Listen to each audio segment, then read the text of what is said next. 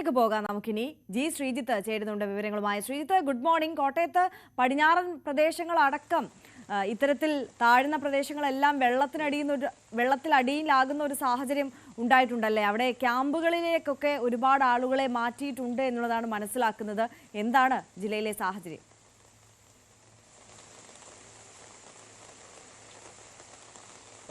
തീർച്ചയായും പടിഞ്ഞാറൻ മേഖലയിലാണ് ദുരിതം തുടരുന്നത്. വലിയ രീതിയിൽ വെള്ളക്കെട്ടുകൾ പലയിടത്തും രൂപപ്പെട്ടിട്ടുണ്ട്. പ്രത്യേകിച്ച് അയ്മനം, തിരുവാർപ്പ്, ഒപ്പം തന്നെ കുമരകം പഞ്ചായത്തിന്റെ വിവിധ ഭാഗങ്ങൾ, അതിരമ്പുഴ പഞ്ചായത്ത്, ഇവിടെ വിവിധയിടങ്ങളിൽ വെള്ളക്കെട്ട് രൂക്ഷമാണ്. കഴിഞ്ഞ ദിവസങ്ങളിലൊക്കെ പെയ്ത കിഴക്കൻ വെള്ളം എത്തി പടിഞ്ഞാറൻ മേഖലയിലേക്ക് എത്തുന്ന ഒരു സാഹചര്യമാണ് ഉള്ളത്. അതിനി പതുക്കെ ഇറങ്ങി പോവുകയുള്ളൂ. അതാണ് ഈ മേഖലയിലുള്ളവരുടെ ദുരിതം. എന്തായാലും മഴ ശക്തമായി തുടരുന്നു. ഇന്നലെ പകൽ അതിശക്തമായ മഴയാണ് പെയ്തത്. സന്ധ്യ മുതൽ ഒരൽപ്പം മഴ മാറി നിന്നു. പിന്നീട് ഈ കഴിഞ്ഞ പുലർച്ചെ മുതൽ വീണ്ടും മഴ പെയ്യുകയാണ്. ഇപ്പോഴും മഴ പെയ്യുന്ന ഒരു സാഹചര്യം തന്നെയാണ് കോട്ടയത്ത് നമുക്ക് കാണാൻ സാധിക്കുന്നത്. നദികളിലെ ജലനിരപ്പ് ഈ മീനച്ചിലാറ്റിലും മണിമലയാറ്റിലും ഒക്കെ ഏറ്റവും ഒടുവിൽ വന്ന വിവരപ്രകാരം ഏതാണ്ട് മുന്നറിയിപ്പ് നിലയിലേക്കൊക്കെ എത്തിയിരിക്കുന്ന സാഹചര്യം പലയിടത്തുമുണ്ട്. ഈ അപകട നിലയിലുള്ളത് ഈ പടിഞ്ഞാറൻ മേഖലയിൽ മാത്രമാണ് എന്നുള്ളതാണ് ഏറ്റവും ഒടുവിൽ ജില്ലാ ഭരണകൂടം അറിയിക്കുന്നത്. ഇന്ന് റെഡ് അലർട്ട് ആയതുകൊണ്ട് തന്നെ അവധിയാണ്. മറ്റ് ഈ വിനോദസഞ്ചാര കേന്ദ്രങ്ങളിലേക്കെല്ലാം പ്രവേശനത്തിന് നിരോധനമുണ്ട്. രാത്രി ഈ വാഗമൺ റോഡിൽ രാത്രി യാത്രാ നിരോധനമുണ്ട്. അങ്ങനെയുള്ള നിരോധനങ്ങളും നിയന്ത്രണങ്ങളും ഒക്കെ ജില്ലയിൽ തുടരുകയാണ്. ദുരിതം എടുത്തു പറയാനുള്ളത് ഈ പടിഞ്ഞാറൻ മേഖലയുടെ ദുരിതം തന്നെയാണ്. അത് പെട്ടെന്ന് ഒരു ദിവസം കൊണ്ട് ഈ മഴ ഇന്ന് തോർന്നില്ലെങ്കിൽ അത് വലിയ ദുരിതമായി തന്നെ മാറും. ഈ മീനച്ചിലാറ്റിലൊക്കെ നിറഞ്ഞ് വെള്ളം ഒഴുകി വരുന്ന ഒരു കാഴ്ചയാണുള്ളത്. അതുകൊണ്ട് തന്നെ ആ നിലയിൽ വെള്ളം വന്ന് നിറഞ്ഞ് ഒരു വലിയ ദുരിതം തുടരും. കുറേ ദിവസങ്ങൾ കൂടി നീണ്ടു നിൽക്കുന്ന ഒരു സാഹചര്യം തന്നെ ആയിരിക്കും ഉണ്ടാകുക. പലയിടത്തും വൈദ്യുതി ബന്ധം വിച്ഛേദിക്കപ്പെട്ടിട്ടുണ്ട്. വൈക്കം ഉൾപ്പെടെയുള്ള മേഖലയിൽ നിന്ന് വലിയ പരാതിയാണ് ഉയർന്നു വരുന്നത്. അതായത് പ്രശ്നം പലയിടത്തും അതിശക്തമായ കാറ്റുണ്ട്. മരങ്ങൾ കടപുഴകി വീഴുന്ന സാഹചര്യം ഉണ്ടായിരുന്നു.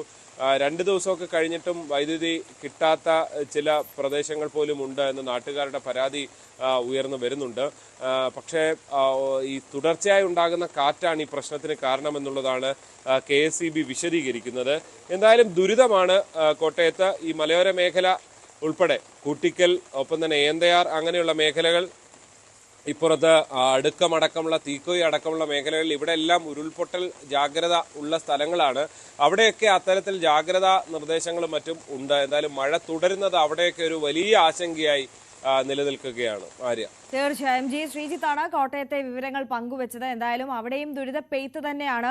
കാറ്റ് വലിയ രീതിയിൽ നാശം വിതയ്ക്കുന്നുണ്ട്. ശ്രീജിത്ത് സൂചിപ്പിച്ചതുപോലെ തന്നെ പല മേഖലകളിലും ഇത്തരത്തിൽ വൈദ്യുതി ലൈനിലേക്കൊക്കെ മരങ്ങൾ വീണിട്ട് ഇപ്പോൾ 2 ദിവസമായിട്ടൊക്കെ പോലും അതൊന്നും പുനഃസ്ഥാപിച്ച് കിട്ടാതെ ജനങ്ങൾ വല്ലാത്ത ദുരിതം അനുഭവിക്കുന്ന ഒരു സാഹചര്യം. വെള്ളക്കെട്ട് ഭീഷണിയൊക്കെയും പടിഞ്ഞാറൻ മേഖലകളിലൊക്കെ നിലനിൽക്കുന്നുണ്ട്. ക്യാമ്പുകളിലേക്ക് നിരവധി ആളുകളെ മാറ്റിയിട്ടുണ്ട്. നമുക്ക് ഇനി പത്തനംതിട്ടയിലേക്ക് പോകാം. ശശിനാരായണൻ ചേരുന്നുണ്ട് കൂടുതൽ വിവരങ്ങളുമായി. Sasinarayanan, good morning. പത്തനംതിട്ട ജില്ലയിൽ ഇന്നലെയൊക്കെ റെഡ് അലേർട്ടായിരുന്നു. അതിശക്തമായ മഴ ഇങ്ങനെ പെയ്തുകൊണ്ടേയിരിക്കുന്ന സാഹചര്യം. മലയോര മേഖലയൊക്കെ സുരക്ഷിതമാണോ? Good morning Arya. എന്തായാലും പത്തനംതിട്ടയിൽ മഴ ശക്തമാണ്. പത്തനംതിട്ടയിൽ ഇപ്പോൾ ഓറഞ്ച് അലർട്ടാണ് നിലവിലുള്ളത്. ഇന്നലെ റെഡ് അലർട്ട്, ഓറഞ്ച് അലർട്ടാണ് നിലവിലുള്ളത്. എന്തായാലും മലയോര മേഖലയിലേക്കുള്ള യാത്രകൾക്ക് നിരോധനമുണ്ട്. അതിപ്പോഴും തുടരുന്നു. ജൂൺ 1 വരെ, നാളെ വരെ തുടരും ഇത്തരം നിയന്ത്രണങ്ങൾ. കോറികളുടെ പ്രവർത്തനം അടക്കം നിർത്തിവെച്ചിട്ടുണ്ട്. എന്തായാലും കഴിഞ്ഞ ദിവസങ്ങളിലുണ്ടായ മഴയിൽ പല സ്ഥലങ്ങളിലും റോഡിലേക്ക് മരങ്ങൾ കടപുഴകി വീണ് റോഡിലെ ഗതാഗതം തടസ്സപ്പെട്ട സാഹചര്യം ഉണ്ടായിരുന്നു. പിന്നീട് ഫയർഫോഴ്സ് എത്തിയാണ് ഇത് പുനഃസ്ഥാപിക്കുകയും മരങ്ങൾ വെട്ടിമാറ്റുകയൊക്കെ ചെയ്ത് വൈദ്യുതി പോസ്റ്റുകളും നിലം പതിക്കുന്ന ശക്തമായ കാറ്റ് കിഴക്കൻ മലയോര മേഖലകളിലൊക്കെ റാന്നി ഭാഗം, പെരുന്നാട് ഭാഗത്തൊക്കെ കാറ്റിന്റെ ഒരു വലിയ ശക്തി കാരണം മരങ്ങൾ കടപുഴകി വീണ് ആ മേഖലയിലുള്ള ഗതാഗതത്തിനും ബുദ്ധിമുട്ടുണ്ടായിട്ടുണ്ട്. ഒപ്പം വൈദ്യുതി പോസ്റ്റുകൾ നിലം പതിക്കുന്ന സാഹചര്യം ഉണ്ട്. ഏകദേശം 158ഓളം വൈദ്യുതി പോസ്റ്റുകൾ ഇതുവരെ പല ഭാഗങ്ങളിൽ, ജില്ലയുടെ ഭാഗങ്ങളിൽ കാറ്റും മഴയും കാരണം നിലം പതിച്ച് ഒടിഞ്ഞു പോയിട്ടുണ്ട്. അത്തരമൊരു നഷ്ടവും KSEBക്ക് ഉണ്ടായിട്ടുണ്ട്. മഴ ഇപ്പോഴും തുടരുകയാണ്. ഗവി അടക്കമുള്ള കുട്ടവഞ്ചി സവാരി കേന്ദ്രം, അതുപോലെ തന്നെ ശബരിമല പാത, അങ്ങനെ ആ മേഖലകളിലേക്കുള്ള യാത്രകൾക്കാണ് നിരോധനമുള്ളത്. നാളെ വരെയാണ്, ജൂൺ 1 വരെയാണ് നിയന്ത്രണം ഉള്ളത്. എന്തായാലും കോറികളുടെ പ്രവർത്തനം ജില്ലയിൽ നിർത്തിവെച്ചിരിക്കുന്നു. ഉരുൾപൊട്ടലും അതുപോലെ മണ്ണിടിച്ചിലും ഒക്കെ ഉള്ള സാഹചര്യത്തിൽ ജില്ലാ ഭരണകൂടം ഒരു നിർദ്ദേശം നൽകിയിട്ടുണ്ട്. ഏറ്റവും വലിയ പ്രശ്നം പല സ്ഥലങ്ങളിലും ഈ കാറ്റത്ത്, മഴയോടൊപ്പം വീശിയടയ്ക്കുന്ന കാറ്റത്തും മരങ്ങൾ കടപുഴകി വീടുകളുടെ മുകളിലേക്ക് വീഴുന്നു എന്നുള്ളതാണ്. അടൂർ അടക്കമുള്ള മേഖലകളിലും, അടൂര് അതുപോലെ തന്നെ പത്തനംതിട്ട പല സ്ഥലങ്ങളിലും ഇന്നലെ കളക്ടറേറ്റിൽ ഒരു മരം വീണു, പൊതുമരാമത്ത് വകുപ്പിന്റെ ഓഫീസ് കെട്ടിടം തകർന്നൊരു സാഹചര്യമുണ്ട്. അങ്ങനെ മരങ്ങൾ കടപുഴകി വീണ് വീടുകൾക്ക് കേടുപാട് സംഭവിക്കുന്ന കാര്യം കൂടി ഇപ്പോൾ പത്തനംതിട്ടയിൽ ഉണ്ടാകുന്നുണ്ട്. പക്ഷേ ആളുകൾ പല സ്ഥലങ്ങളിലും അത്ഭുതകരമായി രക്ഷപ്പെടുന്ന ഒരു സാഹചര്യം കൂടിയുണ്ട്. മരങ്ങൾ മുറിച്ചു മാറ്റാതിരിക്കും. നേരത്തെ മുൻകൂട്ടി തന്നെ ജില്ലാ ഭരണകൂടം ഈ മഴയ്ക്ക് മുന്നേ തന്നെ മുന്നറിയിപ്പ് നൽകിയിട്ടും പല സ്ഥലങ്ങളിലും മരങ്ങൾ മുറിച്ചു മാറ്റാതിരിക്കുന്ന ഒരു സാഹചര്യം കൂടിയുണ്ട്. അതുകൊണ്ട് അത്തരം അപകടകരമായ മരങ്ങളാണ് ഈ കാറ്റത്ത് മറിഞ്ഞു വീണ് റോഡിലേക്ക് വീണു, അതിൽ വീടുകളുടെ മുകളിലേക്ക് വീണ ഇത്തരത്തിലുള്ള അപകടങ്ങളുണ്ട്. എന്തായാലും മഴ ശക്തമായ സാഹചര്യത്തിൽ ഇത്തരമുള്ള പ്രശ്നങ്ങൾ കൂടി ജില്ലയിലുണ്ട്. 18 വീടുകൾക്കാണ് ഇത്തരത്തിൽ മരം മറിഞ്ഞു വീണ് കേടുപാടുകൾ സംഭവിച്ചിട്ടുള്ളത്. 150ഓളം പോസ്റ്റുകൾക്കും ഒടിഞ്ഞ് നാശനഷ്ടങ്ങൾ സംഭവിച്ചിട്ട് പല സ്ഥലങ്ങളിലും വൈദ്യുതി തടസ്സപ്പെടുന്ന സാഹചര്യമുണ്ട്. എന്നാലും മഴ ഇപ്പോഴും മലയോര മേഖലയിൽ തുടരുകയാണ്. ശക്തമായ മഴ തന്നെയാണ് ജില്ലയിൽ ഉള്ളത്. ഓറഞ്ച് അലർട്ടാണ് ജില്ലയിൽ. മൂഴിയാർ ഡാമിന്റെ ഷട്ടർ 20 സെന്റിമീറ്റർ തുറന്നിട്ടുണ്ട്. നദീതീരങ്ങളിൽ കക്കാട് ആറിന്റെ നദീതീരങ്ങളിൽ താമസിക്കുന്ന ആളുകൾ ജാഗ്രത പാലിക്കുന്ന നിർദ്ദേശം കൂടി നിലവിലുണ്ട്. നദിയിലെ ജലനിരപ്പ് ഇപ്പോഴും ഓറഞ്ച് അലർട്ടാണ് നിലവിലുള്ളത്. അപ്പം നിലവിൽ അച്ചൻകോൽ, പമ്പ, അതുപോലെ തന്നെ മറ്റു നദികൾ ഉള്ള ആ നദികളിലെല്ലാം തന്നെ ജലനിരപ്പ് നേരിയ തോതിൽ ഉയർന്നത്. പക്ഷേ ആശങ്കപ്പെട്ട സാഹചര്യം ഇല്ല എന്നുള്ളതാണ് അറിയുന്നത്. ശരി, ശശിനാരായണനാണ് പത്തനംതിട്ട ജില്ലയിലെ സാഹചര്യങ്ങൾ പങ്കുവച്ചത്. എന്തായാലും അതീവ ജാഗ്രത തുടരേണ്ട സമയമാണ്. മുൻകരുതലുകൾ എല്ലാവരും ശ്രദ്ധിക്കണം, അത് പാലിക്കുകയും വേണം. ഈ നദികളിലൊക്കെ ജലനിരപ്പ് ഉയരുന്നുണ്ട്. ഡാമുകളുടെ എല്ലാം ഷട്ടറുകൾ ഉയർത്തിയ ഒരു സാഹചര്യമുണ്ട്.